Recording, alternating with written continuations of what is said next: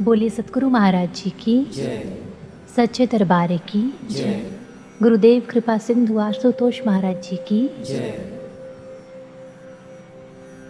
एक बार कुछ साधक गुरु महाराज जी के कक्ष में बैठे उनके सानिध्य का आनंद ले रहे थे कि तभी गुरु महाराज जी ने गुरु गीता के एक श्लोक का उच्चारण किया। एक एव परो बंधु विस्मय सम उपस्थिते गुरु सकल धर्मात्मा तस्मै श्री गुरुवे नमः। फिर महाराज जी ने सभी की ओर देखकर पूछा, इसका अर्थ जानते हो? कुछ देर सभी के मौन को देखने के पश्चात गुरु महाराज जी स्वयं बोले, जिस समय एक साधक के जीवन में कठिन परिस्थितियां उत्पन्न होती हैं तब उसके सभी रिश्ते नाते उसका साथ छोड़ जाते हैं, किंतु तब केवल गुरु ही होते हैं जो इसके साथ खड़े रहते हैं। इसीलिए गुरु गीता में गुरु को सकल धर्मों की आत्मा कहकर संबोधित किया गया है। सौभाग्यशाली हैं हम सभी जिन्हें आज के इस कलिकाल में गुरुदेव श्री आशुतोष महाराज जी का पावन सानिध्य प्राप्त हुआ है, जो कृपा सिंधु दया सिंधु बनकर हम सभी के जीवन को अपनी अनंत कृपाओं से सराबोर कर रहे हैं। तालाब सागर की गहराई में मिलने वाले मोती भला कोई तालाब में कैसे पा सकता है? दीपक की ज्योति लाख कोशिश कर ले किंतु कभी सूर्य की बराबरी नहीं कर सकती। पलाश का वृक्ष चंदन जैसी सुगंधी चाहकर भी कभी नहीं दे पाता। ठीक इसी तरह इस संपूर्ण ब्रह्मांड में गुरु जैसी करुणा, गुरु जैसी दया भी कोई दूसरा नहीं कर सकता। इसीलिए संत कबीर जी ने गुरु की महिमा का गुणगान करते हुए कहा है, गुरु समान दाता नहीं, याचक शिष्य समान, तीन लोक की संपदा सो गुरु दीनी दान। गुरु से बड़ा इस सृष्टि में कोई दाता नहीं, क्योंकि वह तीनों लोकों की संपदा सहज ही अपने शिष्य पर लुटा देता है। किंतु ये तीन लोक की संपदा है क्या? क्या कोई भौतिक पदार्थ, स्वर्ण या धन इत्यादि? नहीं, यह सब तो नश्वर है। इनकी प्राप्ति कर मनुष्य को शांति व आनंद की प्राप्ति नहीं होती। फिर क्या है ये तीन लोक की संपदा जिसे प्राप्त करने के लिए स्वर्ग के देवता भी ललायत रहते हैं? ये संपदा व खजाना है सृष्टि का सर्वोत्तम सर्वश्रेष्ठ विज्ञानों का विज्ञान ब्रह्म ज्ञान, जिसे सद्गुरु अपने कठिन तप व त्याग से अर्जित करते हैं, किंतु अपनी कृपा के वशीभूत होकर सहज ही अपने शिष्य पर लुटा देते हैं। एक बार विवेकानंद जी के शिष्य शरद ने जब इसी ज्ञान की मांग उनसे की, तब विवेकानंद जी ने सामने जलते हुए दिए को दिखाकर उससे पूछा था, शरद, इस दीपक की कीमत क्या है? तब उसने कहा, स्वामी जी कुछ अधिक नहीं, मात्र 2 पैसे में आसानी से मिल जाता है बाजार से। तब गंभीर होकर विवेकानंद जी ने उससे कहा था, नहीं शरद, अगर इस दिए की सही कीमत जानना चाहते हो तो जाकर पूछो उस कुम्हार से जो माटी को रौंद कर चाक पर चढ़ाकर एक सुंदर दिए का निर्माण करता है। जाकर पूछो उस किसान से जो अपने अथक परिश्रम से कपास को उगाता है और फिर ये बाती जलकर हमें प्रकाश दे पाती है। तेल को बनाने की क्रिया के पीछे की मेहनत को देखो जिस दिए का आधार है। इसलिए शरद, जिस ज्ञान की मांग आज तुम मुझसे कर रहे हो, यह भी कोई साधारण ज्ञान नहीं है। इसके पीछे संतों का तप और त्याग निहित है। इसे प्राप्त करने के लिए तो मानो वो अपना सर्वस्व लगा देते हैं ताकि शुष्क हृदयों को तृप्त कर पाएं। सद्गुरु तो एक सनातन अमृत तरंग की तरह होते हैं जो हर युग में रूखे सूखे हृदयों को इसी ब्रह्म ज्ञान से सींचने के लिए आते हैं। वर्तमान समय की बात करें तो देखें गुरुदेव श्री आशुतोष महाराज जी की अनंत कृपाओं को, जिन्होंने अपने कठिन तप व त्याग से इस ब्रह्म ज्ञान को अर्जित किया और सहज ही हम सभी साधकों को प्रदान भी कर दिया। इसे पाकर तो मानो हम सबके जीवन में एक चमत्कार घटित हो गया। करुणामयी सद्गुरु के दिव्य हाथों का स्पर्श जब हमें प्राप्त हुआ तो मानो हमारे तो रंगहीन जीवन में नए रंग खिल गए। अज्ञानता का अंधकार समाप्त हो गया। हमारा जीवन शांति व आत्मिक आनंद की रोशनी से जगमगा उठा। हमारा भाग्य, हमारा अस्तित्व, हमारा व्यक्तित्व सब सद्गुरु की कृपा से ही तो चमका है।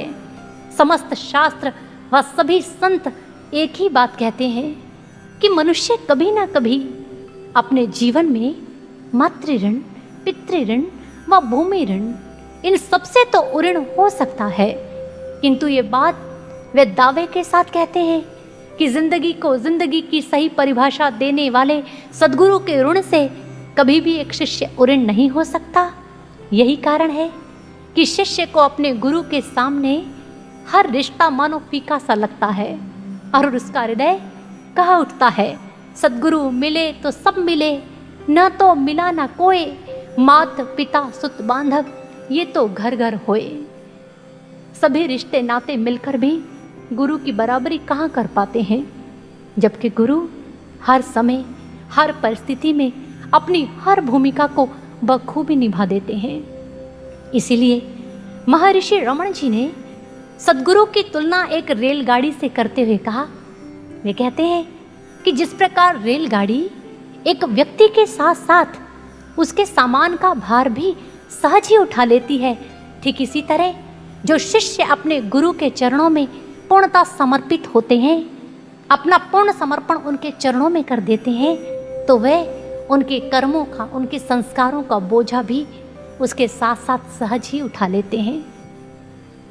सत्य ही तो है, सद्गुरु के चरणों में जो पूर्ण समर्पण करते हैं तो सद्गुरु उनके जीवन का योग और क्षेम दोनों ही करने के लिए मनोसंकल्पबद्ध होते हैं। यही बात भगवान श्री कृष्ण अर्जुन से कहते हैं। वे कहते हैं, अर्जुन जानते हो, जो शिष्य पूर्णतः मेरे चरणों में समर्पित होता है, जो पूर्णतः मुझ पर ही आश्रित होता है, तो मैं उसका योग और क्षेम दोनों ही करने का संकल्प धारण कर लेता हूँ।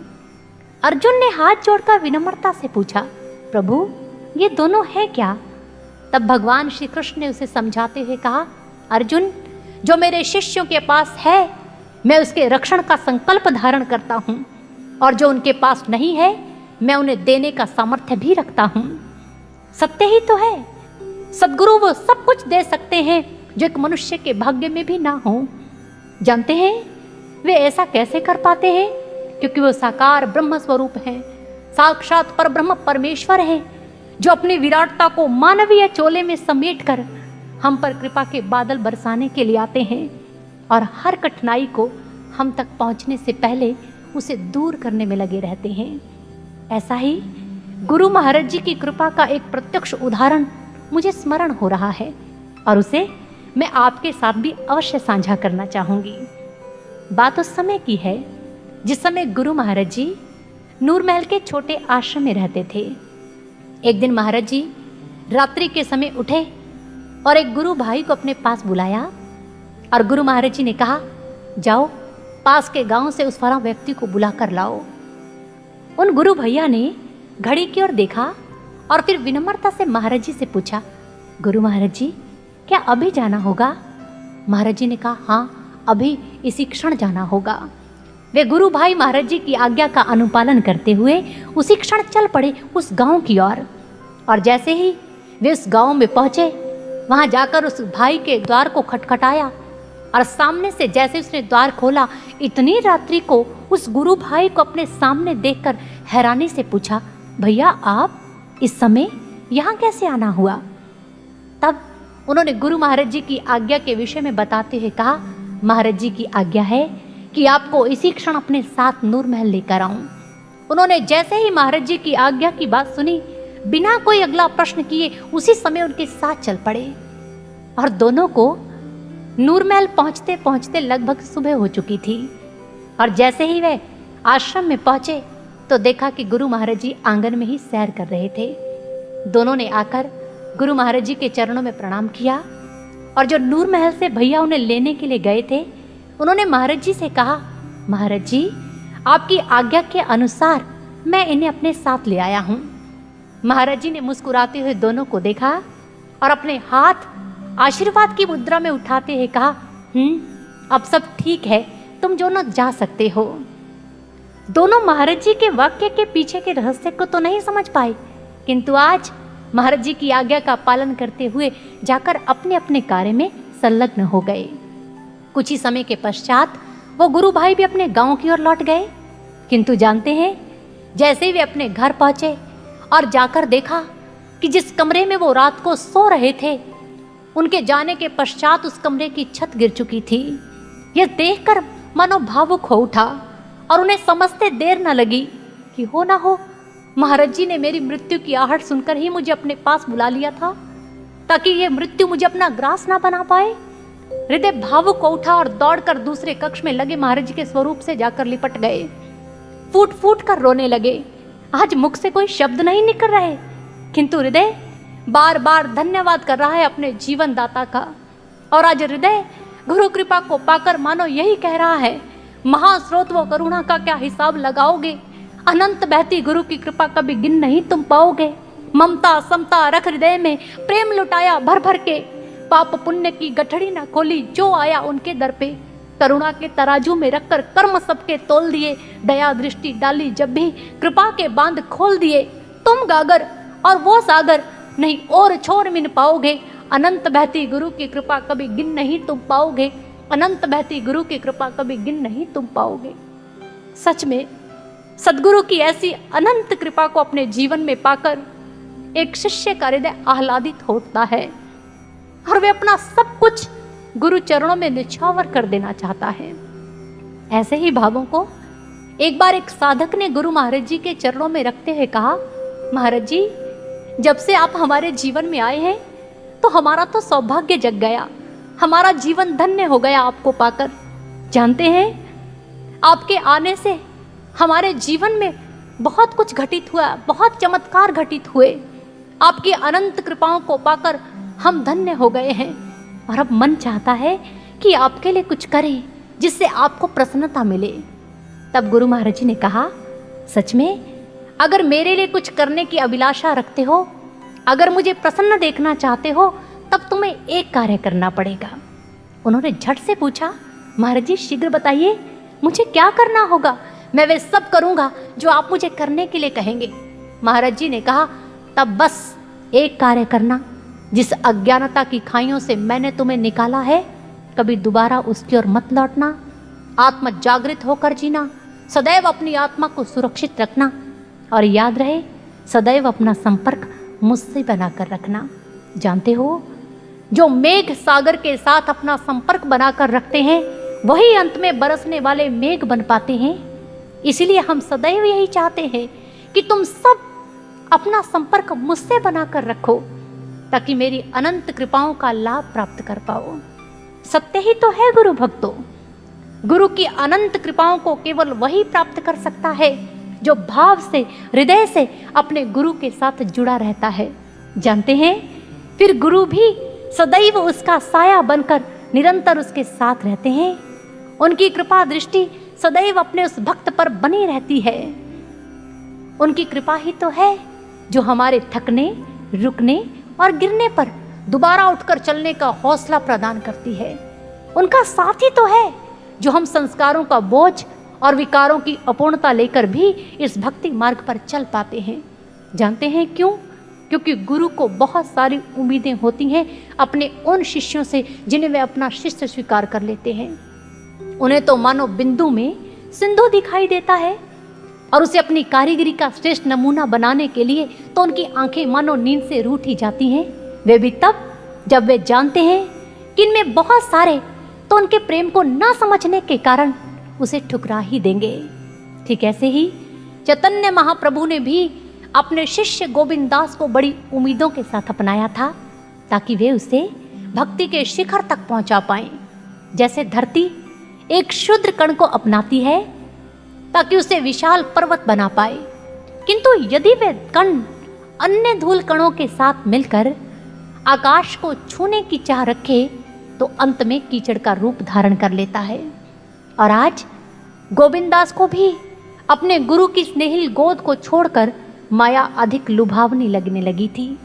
तभी उस पर एक शिकारी की दृष्टि पड़ गई, जिसका नाम था मल्लार स्वामी, जो साधु के वेश में एक कपटी मुनि था और अधिक से अधिक चेले बनाना उसका लक्ष्य है। इसलिए जैसे ही उसने देखा कि गोविंद दास अपने भक्ति मार्ग से भटक रहा है, तभी उसने अपना दाना उसे डालना आरंभ कर दिया। कई प्रलोभन भी दे डाले, जिन्हें पाकर गोविंद दास को वो अपना सबसे बड़ा हितैषी लगने लगा।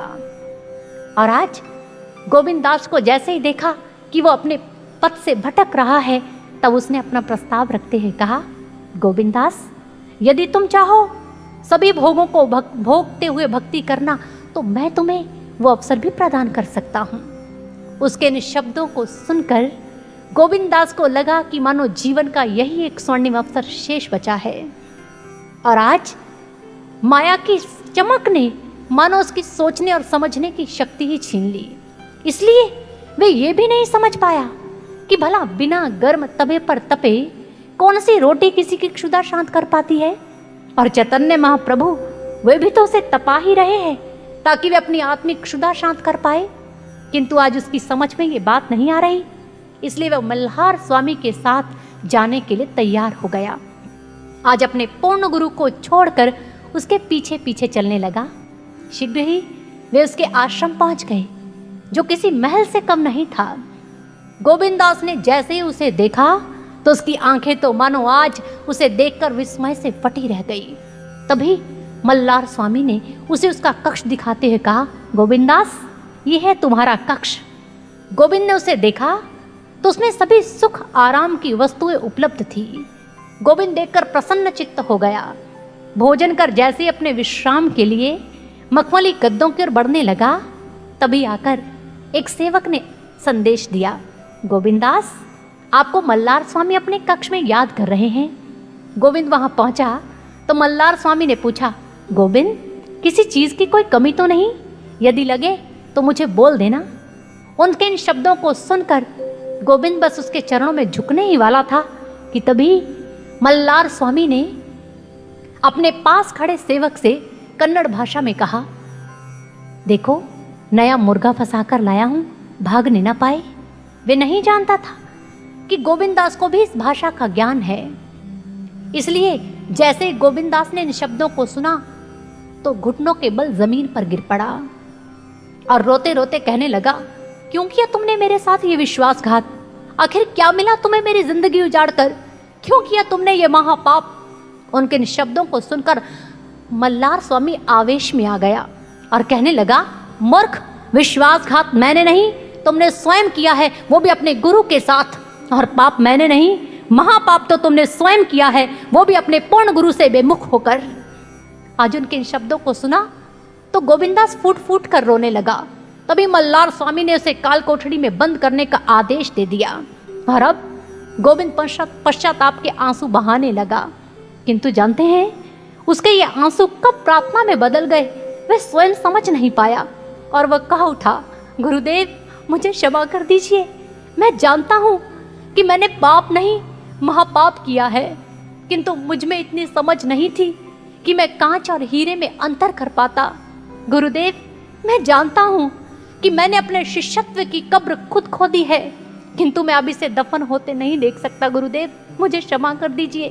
मैं पुनः आपके सानिध्य में जीना चाहता हूँ, मैं आपकी वाटिका में खिलना चाहता हूँ। गुरुदेव, मुझे बचा लो, इस पश्चाताप की अग्नि में जलने से मुझे बचा लो। गुरुदेव, मुझे बचा लो। गोविंद दास गम के सागर में डूबने ही वाला था कि तभी उसके कानों में एक दिव्य वाणी गूंज उठी, मल्हार स्वामी, हमें हमारा गोविंद लौटा दो। गोविंद ने इसे सुना तो समझ नहीं पाया, अरे मेरे गुरुदेव यहाँ भला इस समय कैसे आ सकते हैं? तभी वह दिव्य वाणी फिर से प्रस्फुटित हुई, सुना नहीं मल्हार स्वामी, हमारा गोविंद हमें लौटा दो। आधी रात को मल्हार स्वामी का आश्रम चैतन्य महाप्रभु की दिव्य वाणी से गूंज उठा था, जिसे सुनकर उसके सभी शिष्य अपने अपने कक्षों से बाहर आ गए। और तब सभी ने देखा कि चैतन्य महाप्रभु के मुखमंडल पर निर्भयता, ठहराव और क्रोध की ज्वाला है। उनके मुखमंडल पर तेज लाजवाब है, जिसे देखकर आज मल्हार के कई शिष्य उनके चरणों में झुक गए। इस दृश्य को देखकर मल्हार स्वामी मन ही मन सोचने लगा, अरे कहीं ऐसा ना हो इसका एक शिष्य हत्याने के चक्कर में मुझे अपना पूरा मठ आज इसे भेंट चढ़ाना पड़ जाए। इसलिए तुरंत बोला ठीक है चैतन्य, ले जाओ अपने गोविंद को, लेकिन उसके पश्चात तुम एक क्षण भी यहां नहीं रुकोगे। तभी गोविंद दास को वहां पर लाया गया। गोविंद जैसे ही वहां आया, अपने करुणामय गुरु को सामने देखकर उनके चरणों में गिर गया, उनके चरणों को पकड़कर फूट फूट कर रोने लगा। तभी चैतन्य महाप्रभु ने अपने दिव्य हाथों का स्पर्श देकर उसे उठाया और अपने हृदय से लगा लिया। और आज गोविंद दास को अपना माली मिल चुका था और चैतन्य महाप्रभु को अपना नन्हा पौधा, जिसे विशाल वृक्ष बनाने की चाह उनमें अब भी थी। तभी कौन रुकता और क्यों रुकता? आज चैतन्य महाप्रभु ने अपने शिष्य का हाथ थामा और उसे लेकर अपने आश्रम की ओर बढ़ गए। भक्तों, यह होती है सद्गुरु की कृपा, जिसका कोई मापदंड नहीं। यूं तो कृपा शब्द को हमने बहुत बार सुना होगा, किंतु कृपा शब्द के अर्थ की बात करें तो सीधा सा अर्थ हमारी समझ में आता है, कर्म के पश्चात फल की प्राप्ति। किंतु सद्गुरु केवल कृपा सिंधु ही तो नहीं होते, वे तो दया सिंधु भी कहलाते हैं, जिनकी एक दृष्टि मात्र से बिंदु सिंधु हो जाता है, धूल चंदन हो जाती है। उनकी एक दृष्टि जिस शिष्य के भाग्य पर पड़ जाए तो मानो उसे बदल कर रख देती है, उसे निखार कर रख देती है, उसे चमका कर रख देती है। तभी तो एक शिष्य कहता है, सद्गुरु की दृष्टि की महानता तुम क्या जानो। वो तो एक शिष्य समझ सकता है, जिसके जीवन में वो दृष्टि पड़ती है, वो एक नजर पड़ती है तो वो अपने शिष्य का भाग्य बदल कर रख देती है। तभी तो भक्त हृदय कह उठता है, एक नजर गुरु की काटे है, कितने बंधन कोई क्या जाने, कब धूल पे पड़ के कर डाले उसको चंदन कोई क्या जाने। छोड़ो ये कर्मों की गतियां, ये लेखा जोखा रहने दो, आंखों ही आंखों में हो जाते कितने पावन कोई क्या जाने। एक नजर गुरु की काटे है, कितने बंधन कोई क्या जाने। एक झलक जरा सी देकर जो जन्मों की पीड़ा हर लेते, कट जाते कष्ट अनेकों ही कर उनके दर्शन कोई क्या जाने। एक नजर गुरु की काटे है, कितने बंधन कोई क्या जाने। एक नजर गुरु की काटे है, कितने बंधन कोई क्या जाने। सत्य ही तो है, सद्गुरु की ऐसी अनंत कृपाओं को पाकर एक भक्त का हृदय आह्लादित होता है। कितनी ही बार गुरु आशुतोष महाराज जी की कृपाओं को पाकर हमने भी देखा है, हमारा हृदय आह्लादित हुआ है। आज भी जब उनका स्मरण करते हैं तो हृदय मानो भावपूर्ण भावों में भीग जाता है। इसलिए सद्गुरु ने कितनी ही बार अपनी दया से अपने शिष्यों को उबारा, माया के विकारों के मझधार में फंसे लोगों को भक्ति का किनारा दिखाया। कितनी ही बार अपनी दया दृष्टि से शिष्य के भाग्य की टेढ़ी रेखाओं को भी उन्होंने सीधा कर दिया। आज तक इतिहास के पन्नों में पढ़ते थे कि गुरु की कृपा से गूंगे के कंठ से स्वर फूट पड़ते हैं, पंगु पर्वत चढ़ जाता है। किंतु क्या आप जानते हैं कि यह असंभव कार्य संभव कैसे होता है? क्योंकि गुरु कोई साधारण व्यक्तित्व नहीं होते, वे तो निरंतर प्रवाहित होता आशीषों का अखंड प्रवाह है, जिनकी सतत प्रेरणाओं से, उनके संकल्पों से हम सभी का संपूर्ण जीवन प्रवाहित होता है। इसलिए संपूर्ण सृष्टि में गुरु का स्थान महान होता है। जैसे बरगद अपनी विशालता व गुणों के कारण सभी पेड़ों में विशेष माना जाता है, और चंद्रमा अरबों तारों की भीड़ में भी अपनी शीतल चांदनी के कारण विशिष्ट स्थान रखता है, ऐसे ही सद्गुरु भी अपनी दिव्यता के कारण, अपने दैवी गुणों के कारण समस्त जनमानस के मुकुटमणि कहलाते हैं।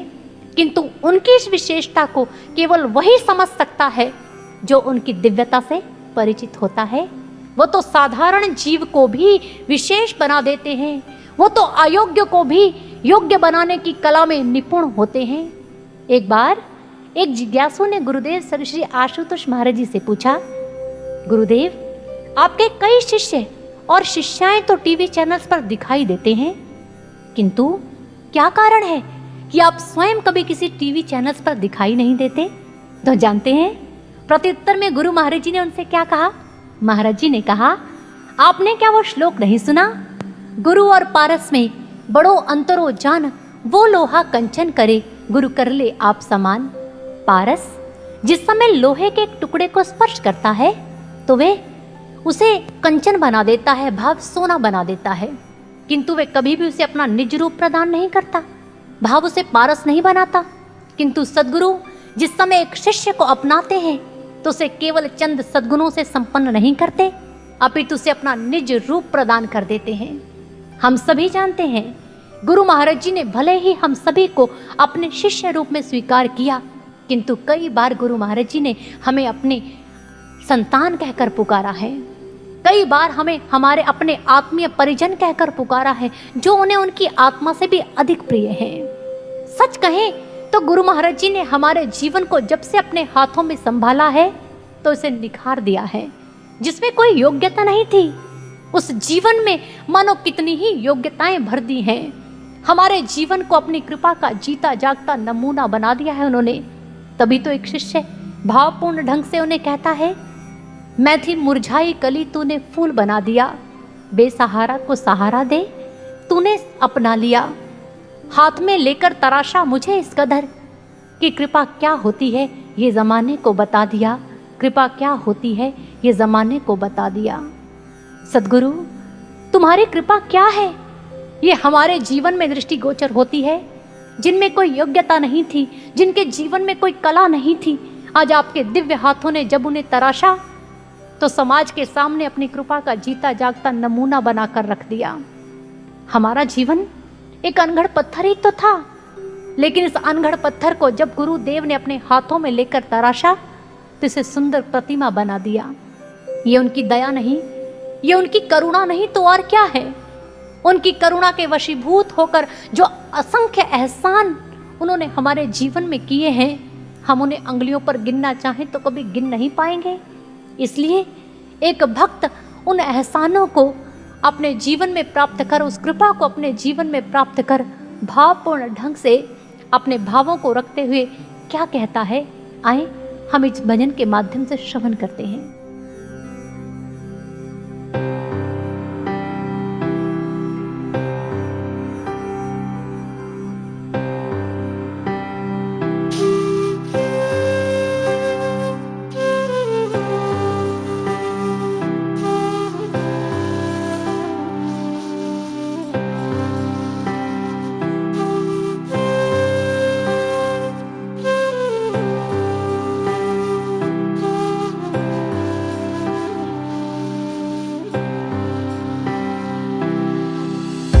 अपनी दया से बनाया प्रतिमा, अनगढ़ पत्थर आपने।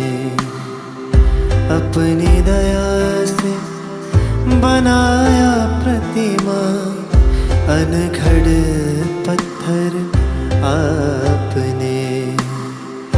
कैसे गिन पाए अनगिन, कैसे गिन पाए अनगिन एहसान किए जो आपने। अपनी दया से बनाया प्रतिमा, अनगढ़ पत्थर आपने। अपनी दया से बनाया प्रतिमा, अनगढ़ पत्थर आपने।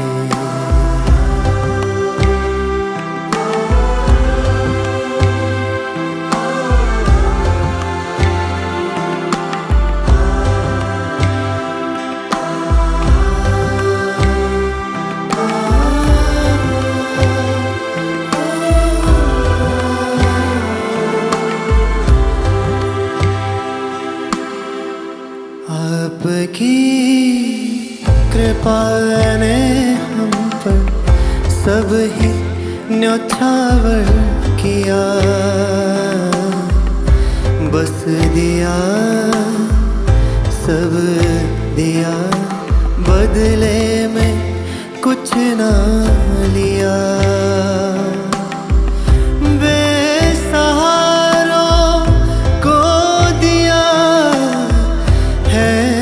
सहारा आपने।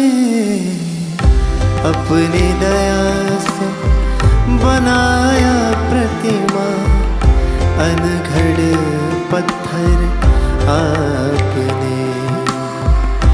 अपनी दया से बनाया प्रतिमा, अनगढ़ पत्थर आपने।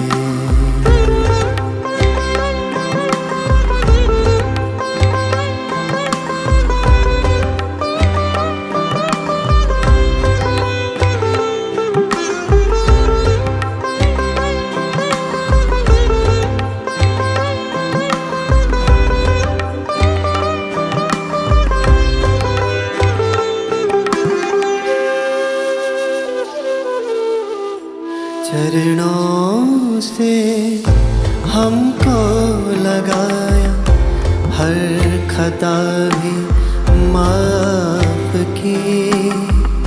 ये कुपात्र सुपात्र बने हैं, ऐसी करुणा आपकी। शब्द नहीं है जो किए उपकार गुरुवर आपने। अपनी दया से बनाया प्रतिमा, अनघड़ पत्थर आपने। अपनी दया से बनाया प्रतिमा, अनघड़ पत्थर आपने। अपनी दया से बनाया प्रतिमा, हर उस पल को छीना हमसे, जिसने हमें रुलाया है। सुख धाम उतारा मन आंगन, सुख धाम उतारा मन आंगन। हर दुख मन ने बिसराया है, बिसराया है। अपनी दया से बनाया प्रतिमा, अनघड़ पत्थर आपने। अनघड़ पत्थर आपने, अनघड़ पत्थर आपने। सद्गुरु की ऐसी दया को पाकर, उनकी ऐसी अनंत कृपाओं को अपने जीवन में पाकर, एक शिष्य अपने गुरु को दाता की संज्ञा देता है। वह कह उठता है कि सद्गुरु तो मानो सम्राटों के सम्राट हैं। एक भौतिक जगत का सम्राट है। जिस समय उन्हें कोई भेंट अर्पित की जाए तो वे उसका ऋण न रखने की चाहत में उसी समय उसे दोगुना करके लौटा देता है। किंतु सद्गुरु को जिस समय कोई शिष्य कुछ अर्पित करता है तो वह ये नहीं देखते किसने मुझे क्या दिया और कितना दिया। वे तो बदले में अपना सब कुछ उस पर लौटा देना चाहते हैं। अपना सर्वस्व उसके ऊपर लौटाने के लिए तत्पर हो जाते हैं। अपनी कृपा के बादल मानो अपने उस शिष्य के जीवन में बरसा देना चाहते हैं। एक बार गुरु महाराज जी ने स्वयं कृपा के संबंध में बताते हुए कहा, गुरु तो कृपा करने के लिए बाध्य होता है, अपनी देने की आदत से मजबूर, क्योंकि बहुत कुछ है उसके पास और देने की तीव्र इच्छा भी। किंतु यदि उसे देने न दिया जाए तो बड़ी मुश्किल होगी। जैसे पाँव में घुंघरू बंधे हों और नाचने न दिया जाए, हृदय में गीत मचल रहे हों किंतु उसे गाने न दिया जाए, ठीक ऐसे ही हम भी बड़े असहज हो जाते हैं जब दे नहीं पाते। फिर कुछ पल रुककर महाराज जी ने आगे कहा, किंतु जो शिष्य गुरु के लिए मिटने के लिए तैयार रहता है, अपना पूर्ण समर्पण, अपनी श्रद्धा गुरु के चरणों में अर्पित कर देता है, फिर गुरु उसकी भावना को देखते हुए, उसकी उपलब्धता को देखते हुए अपना सब कुछ उस पर लौटाने के लिए तत्पर हो जाते हैं।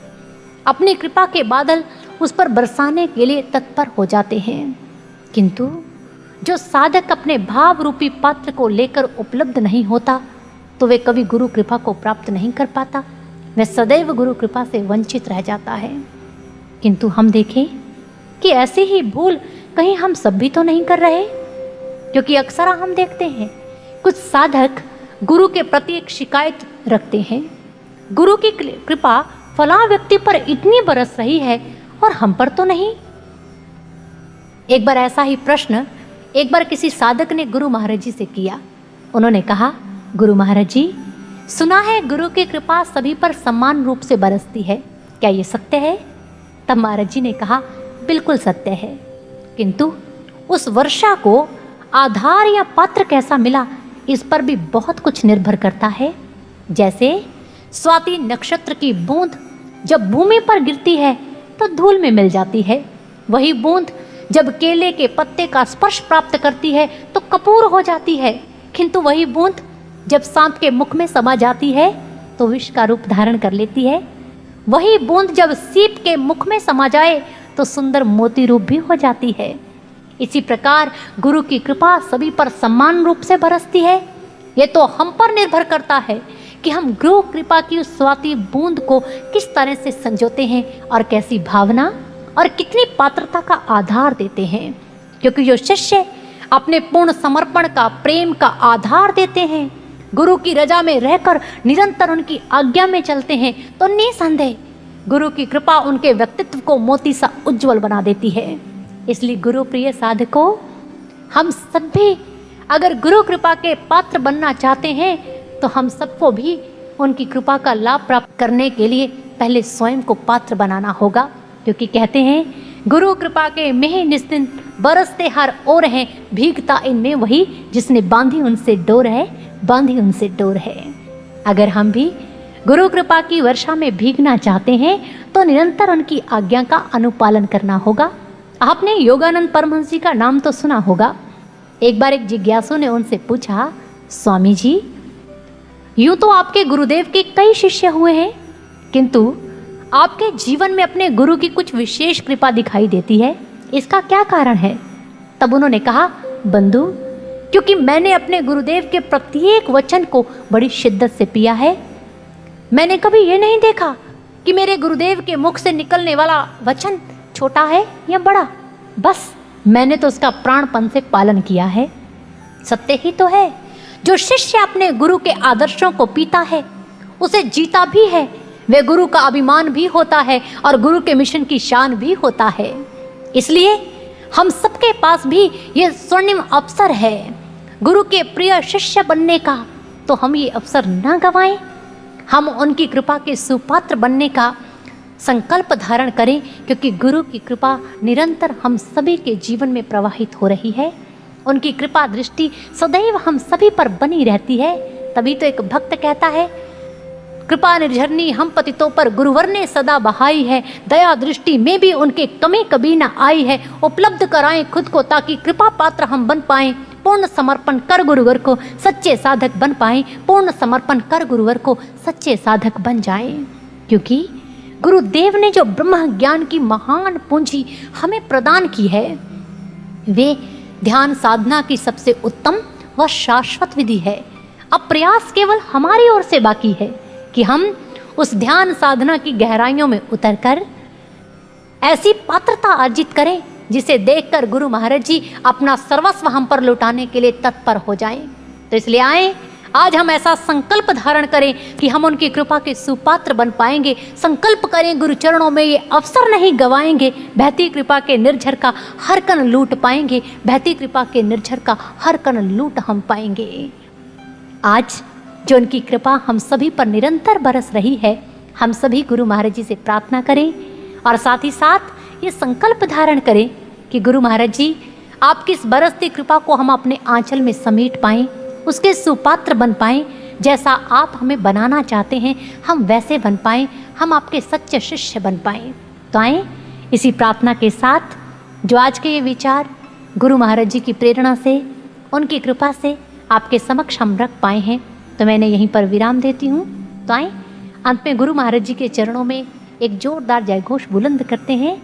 बोलिए सद्गुरु महाराज जी की जय, सच्चे दरबार की जय, कृपा सिंधु गुरुदेव आशुतोष महाराज जी की जय, सर श्री आशुतोष महाराज जी की जय। धन्यवाद।